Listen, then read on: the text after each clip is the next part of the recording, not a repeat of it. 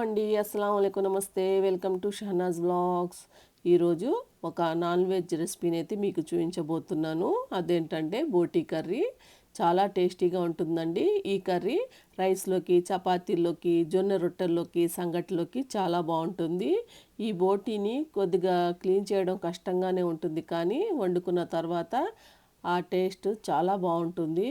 మీరైతే తప్పకుండా ట్రై చేయండి. నేను ఇంట్లో ఏ విధంగా ప్రిపేర్ చేస్తానో ఆ విధంగా మీకు చూపిస్తాను. మరి ఈ రెసిపీని ఎలా ప్రిపేర్ చేసుకోవాలో చూసేద్దామా. ముందుగా ఇక్కడ నేను 1/2 kg బోటీని ఈ విధంగా శుభ్రం చేసి పెట్టుకున్నాను. ఇప్పుడు ఎలా తయారు చేసుకోవాలో చూద్దాము.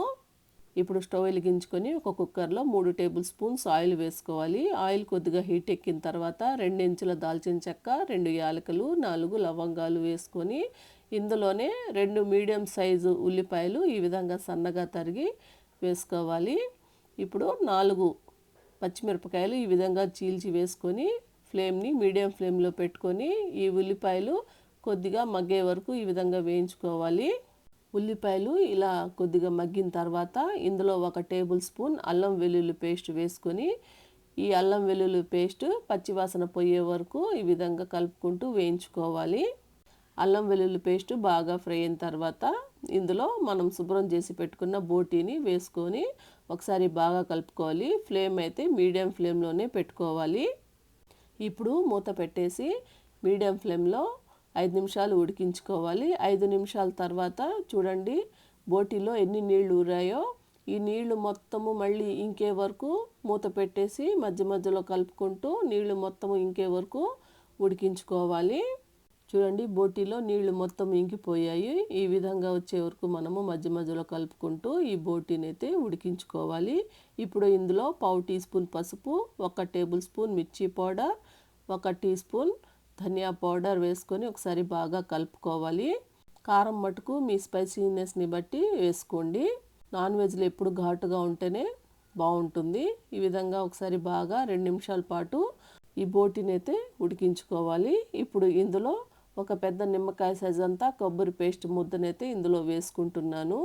ఈ కొబ్బరి పేస్ట్ వేసుకుంటే బోటీ టేస్ట్ బాగుంటుంది. అలానే 2 మీడియం సైజు టమాటాలు వేసుకొని 2 నిమిషాల పాటు మీడియం ఫ్లేమ్లో ఈ విధంగా ఉడికించుకోవాలి. ఇలా చేయడం వల్ల ఏంటంటే కొబ్బరి పేస్ట్ పచ్చివాసన కూడా పోతుంది. అలానే టమాటాలు కూడా కొద్దిగా మగ్గుతాయి.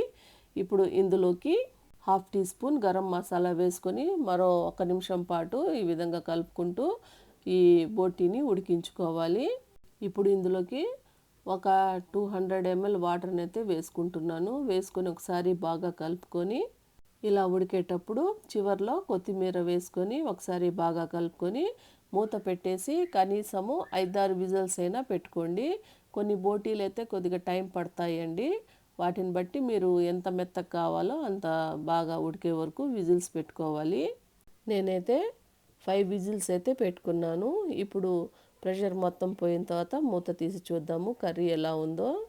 చూడండి బోటీ కర్రీ అయితే పర్ఫెక్ట్గా వచ్చేసింది. చూడండి గ్రేవీ మీకు ఇంకొంచెం గట్టి కావాలనుకోండి స్టవ్ మీద పెట్టుకొని దగ్గర వచ్చే వరకు ఉడికించుకోండి. అంతేనండి, బోటీ కర్రీ అయితే రెడీ అయిపోయింది. ఇప్పుడు సర్వింగ్ బౌల్లోకి సర్వ్ చేసుకుందాం. చూసారు కదా బోటీ కర్రీని ఎలా ప్రిపేర్ చేసుకోవాలో. మరి మీరు కూడా ఈ రెసిపీని తప్పకుండా ట్రై చేస్తారని కోరుకుంటున్నాను. ట్రై చేసి మీకు ఎలా కుదిరిందో కామెంట్ సెక్షన్లో తెలపండి. ఈ వీడియో కనుక మీకు నచ్చినట్లయితే లైక్ చేయండి, షేర్ చేయండి. మరిన్ని టేస్టీ రెసిపీస్ కోసం నా ఛానల్ని సబ్స్క్రైబ్ చేసుకొని అలానే పక్కనే ఉన్న బెల్ ఐకాన్ని క్లిక్ చేయండి. Thank you.